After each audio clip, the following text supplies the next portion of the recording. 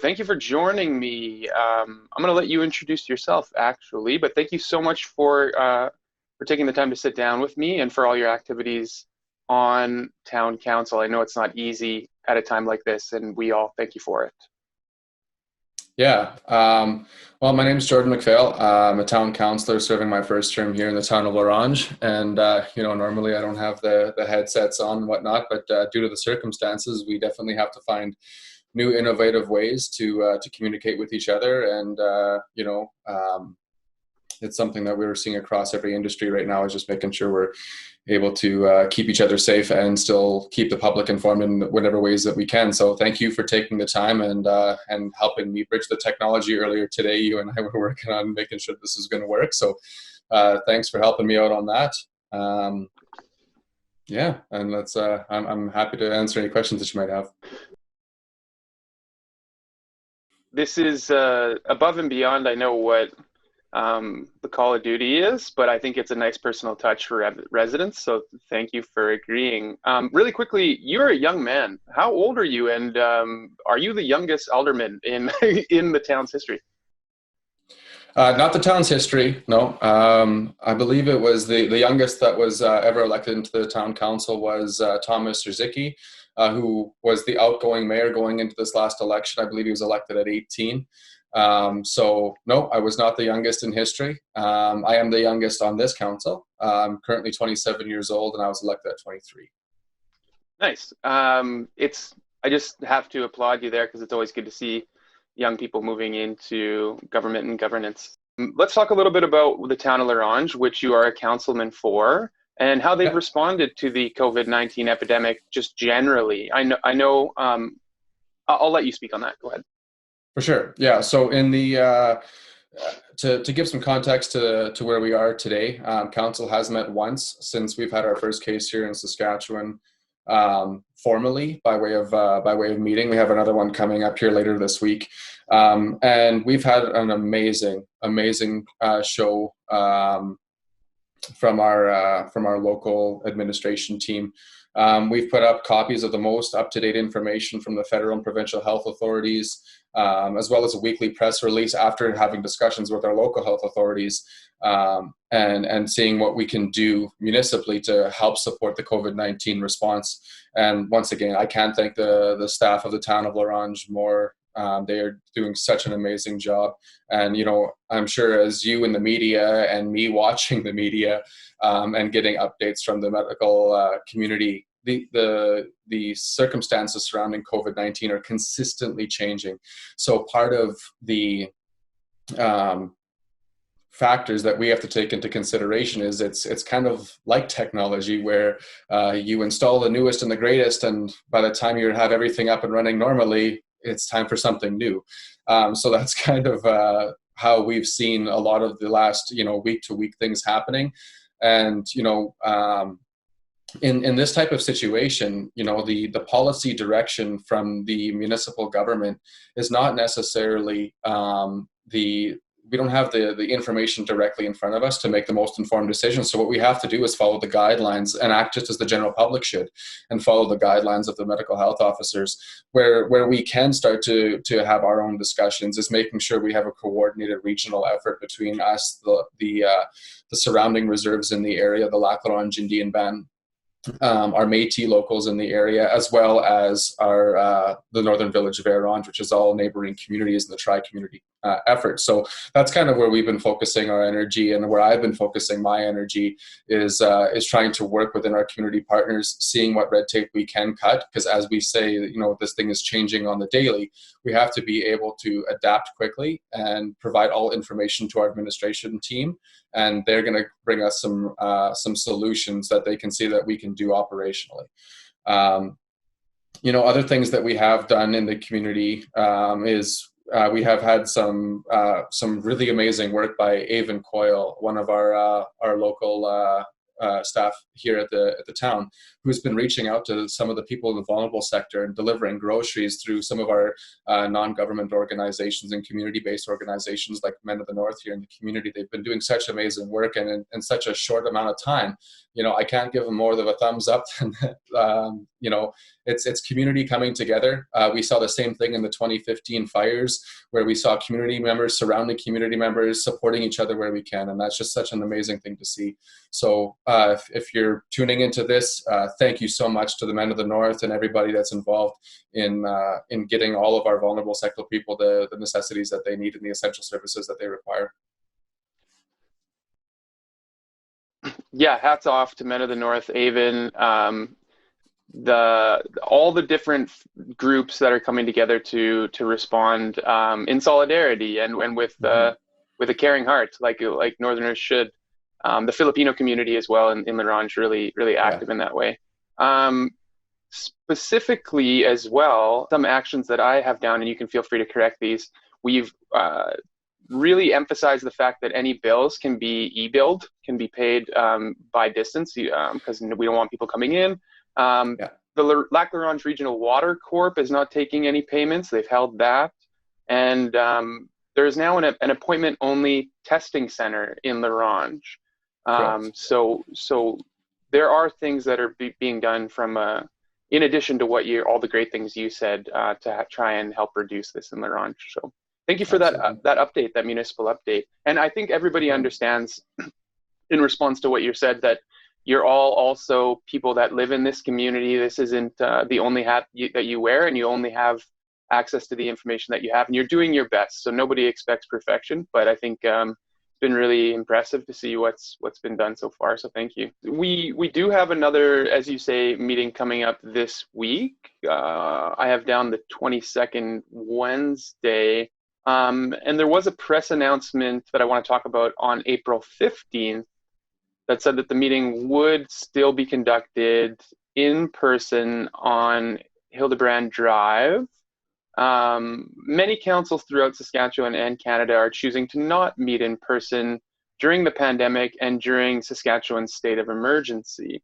Like I said before this, I know that you guys are just doing the best that you can, but additionally, that press release said some councillors will be attending digitally and some will be attending in person to try and keep that provincial guideline of 10 people in any one area to stay under that. But will you be joining electronically or in person, and why? I will be I will be joining the meeting through digital means, very similar to how we're set up here. This is something that I have done in the past. Part of the duties of my job, my day job, is I fly to northern communities and maintain some communications infrastructure there. And so for me, digitally going into meetings is something that I've done for a while.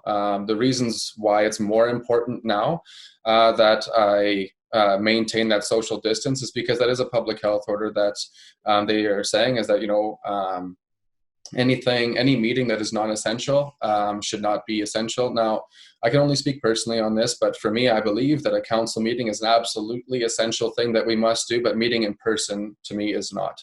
We went through, and for me, I've been looking through some of these things that have been sent to us as municipal elected officials. We do have access to some of the webinars that SUMA puts on. So for myself, I tuned into the COVID-19 one. It is available on YouTube as well.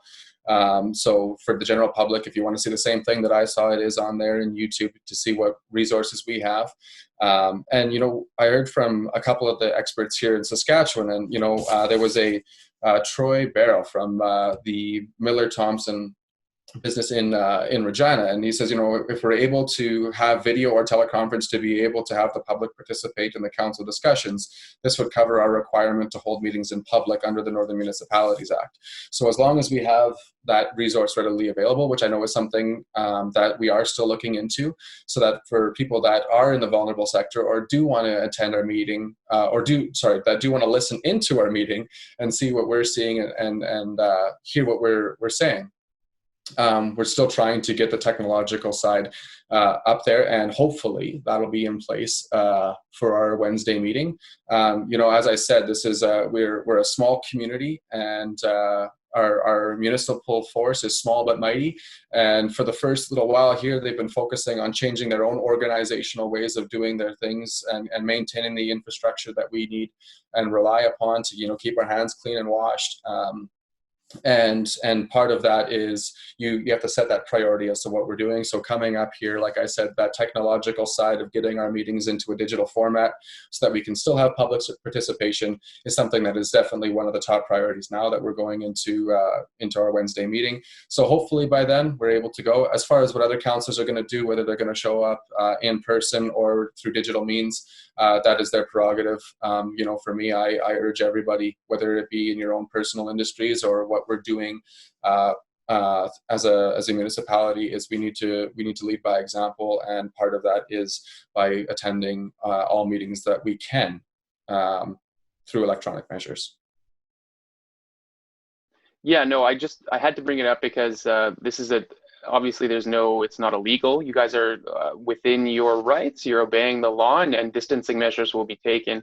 It's just, I think, interesting for people to observe the rate at which these changes are made, because it all plays into community transmission, especially after just hearing about a quote unquote outbreak. They might be using that word. We can go on about whether or not it constitutes that, but there is in Dr. Shab's own words, an outbreak in Loche. So, but I understand that you guys are doing the best you can. I hope that that's in place, if not this month, for next. To touch on that, the comment of the outbreak in the Loche. I mean, every case that we see, we kind of have to treat it as such, because we know what we do know about this virus is it is something that is very contagious. It can transmit between person to person very easily. It can live on surfaces for a pretty long time. So for me, when I hear of an outbreak, we're at 0 cases here in Loche as of the time that we're doing this interview. So to me, it's not that we at all should be complacent at all. If anything, we should make sure that we are maintaining exactly what we're doing right now to ensure that we keep our social distance there. And, all it takes is one person. If we have one person get into our community or one person in our community contract this virus, then it very well could turn into an outbreak, especially when you look at some of the numbers around the overcrowded housing and the social determinants of health and how that will play into the northern communities. So, I mean, we look into the percentages of, like I said, that overcrowding. And to me, that's where when we look into the Loche and other northern areas, I can see where they're calling it an outbreak, because one person there could turn into 100 really quick. Right. We did hear from Dr. Shab that all it takes is one, right, for that to tic-tac-toe into hundreds, even more.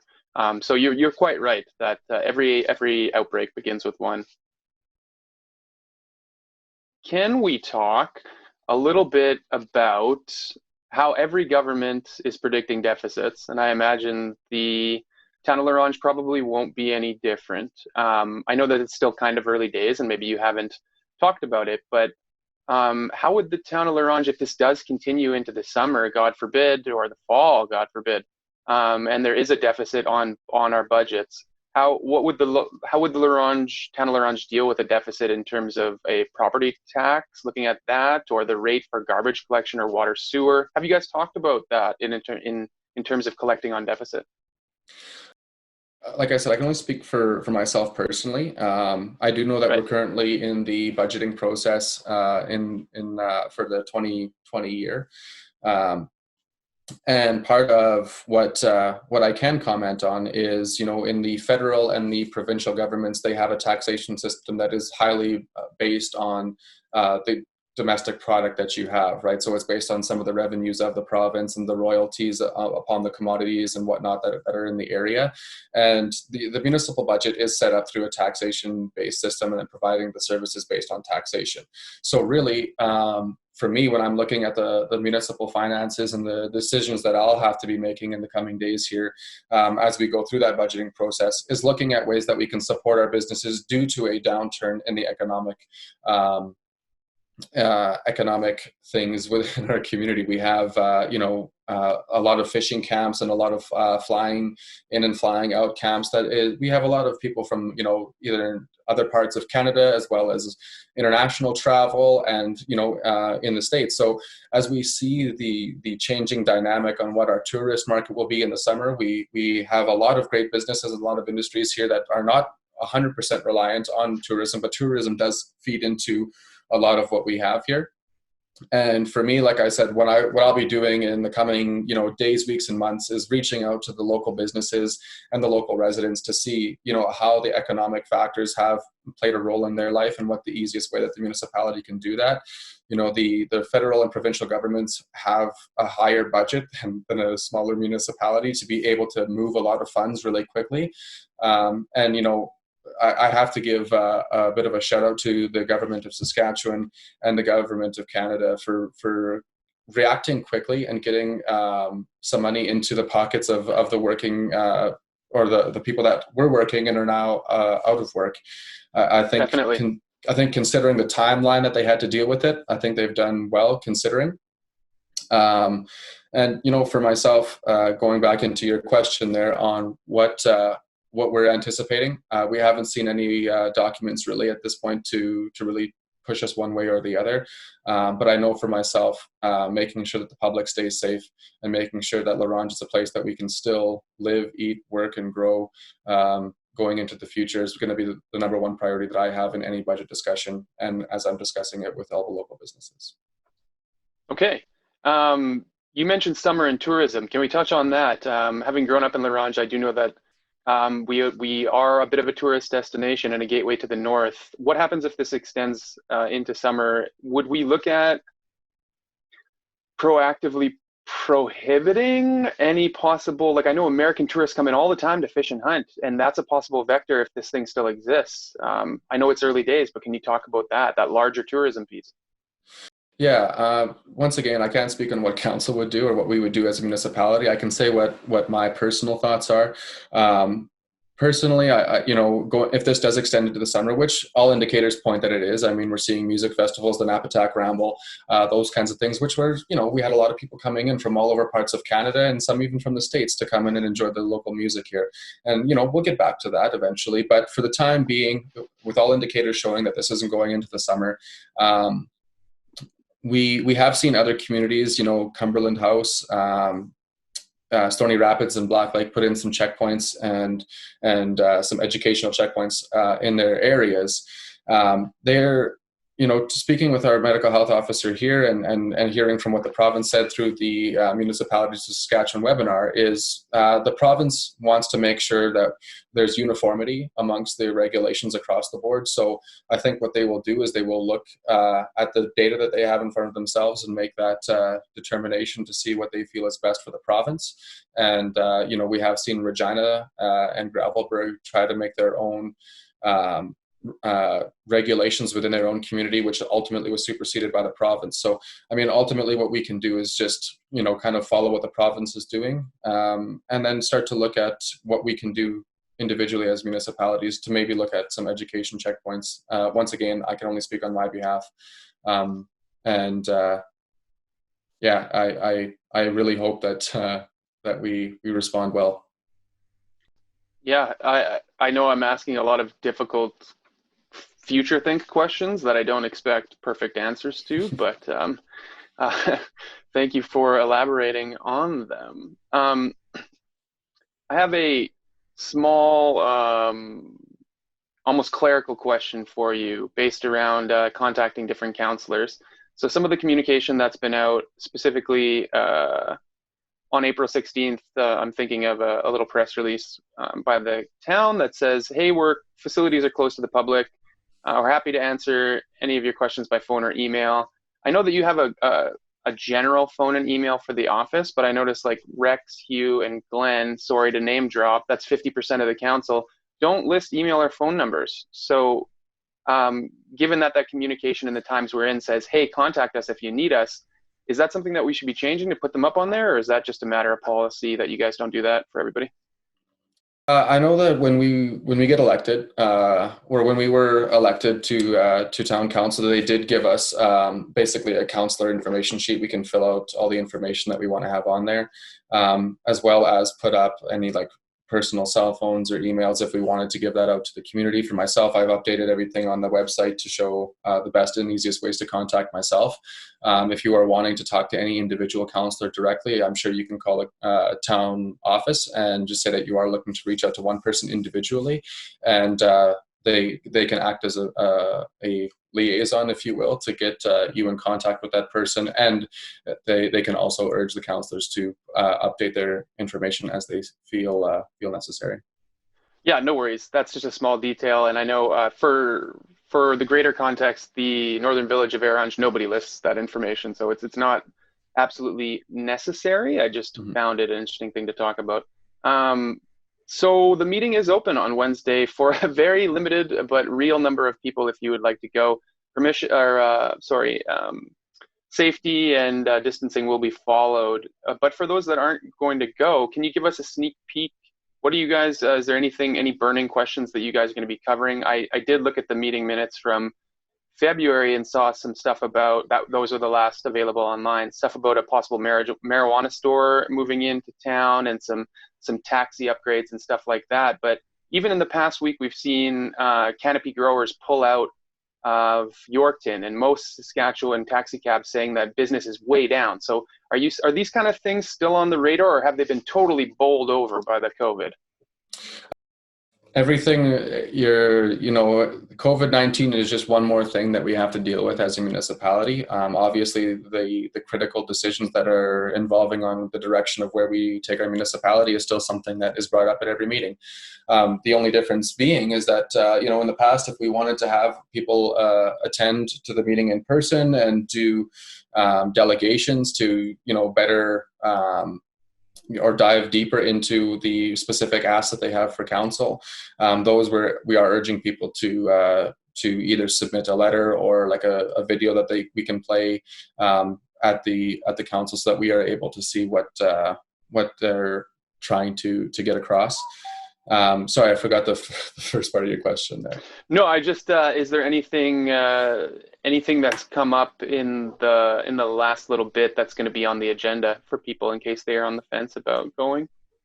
I believe that most of the stuff that we'll be talking about on the agenda right now is going to be ongoing issues with COVID-19, as well as kind of what we're going to see in the coming days and weeks as we do our budget preparations, and what we're going to see for our response, and where we can mitigate our funds right now, because obviously as this changes, and if we are shutting down a lot of like the parks and recreation facilities, then we were budgeting to be in full operation, and it might give us the opportunity to shift some things to try and better support community where we can. But once again, that's a council decision as a whole, and I can only speak personally as to what my priorities would be. So. Yes. Mm-hmm. April 9th, the town put out a job posting for a park summer student. So is that coming from the old budget? Would that be somebody that would be retained for care and maintenance? Typically, we always do a summer student role. Although the grass and whatnot will not be played on as much this year, it still does grow, and we still want to make sure our community looks great while we're social distancing and maybe going for a walk or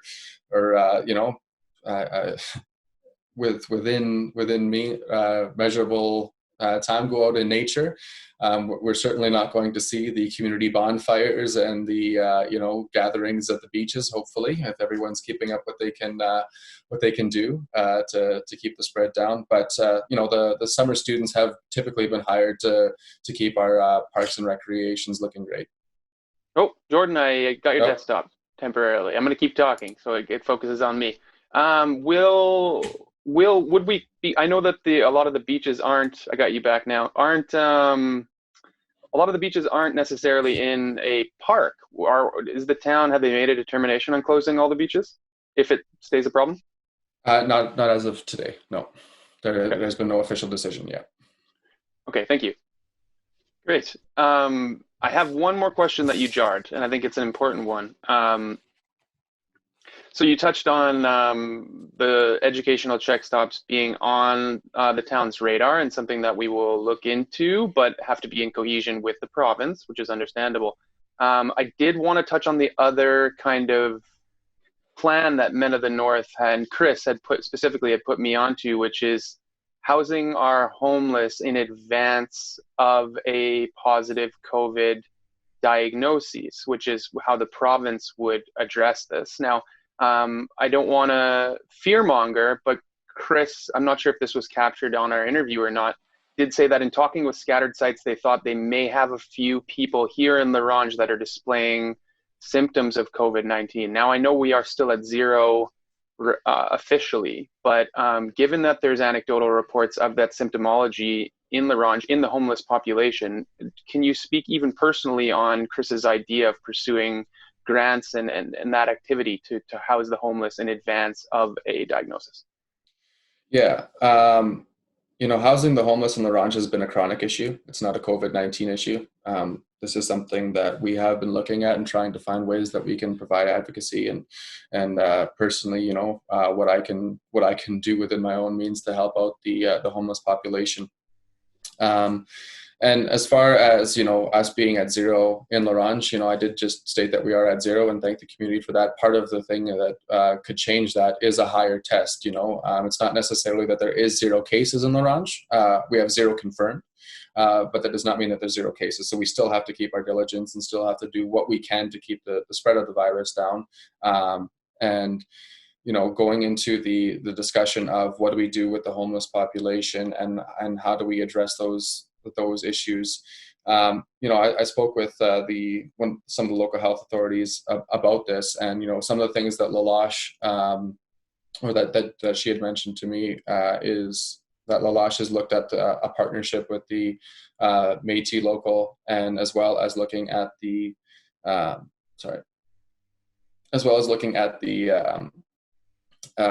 Northern Lights School Division and putting people that are in the overcrowded or the homeless situation or in a overcrowded or a homeless situation, that they are able to move themselves into that facility where they are able to socially isolate and socially distance themselves and self-isolate while they're either presumed or confirmed positive.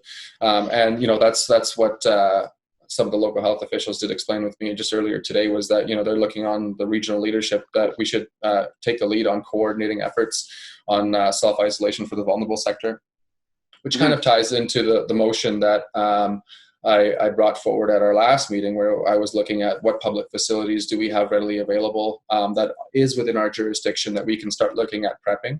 And I do know that we have shut down our Uniplex. And we have started the cleaning process of that, and we have had our administration team reach out to the Saskatchewan Health Authority and the local officials to let them know that we are partners in this and doing whatever they can to make sure that if they do need to call upon the municipality to provide some facilities, that we might be able to take a coordinated effort on that. Thank you for that as well. Really appreciative of your time, Councilman McPhail, for this interview. I think it's a very nice personal touch to your constituents, and I know a lot of people will really take this as a personal gesture from you and from the council. So thank you very much for elaborating on all these things that Loche is doing today. Yeah, no worries. And that's one of the main things is when we go through a pandemic like this, I'm sure, I've every poll that I've seen, mental health, depression, anxiety, and all that has gone up since the first cases in Saskatchewan and within the country here.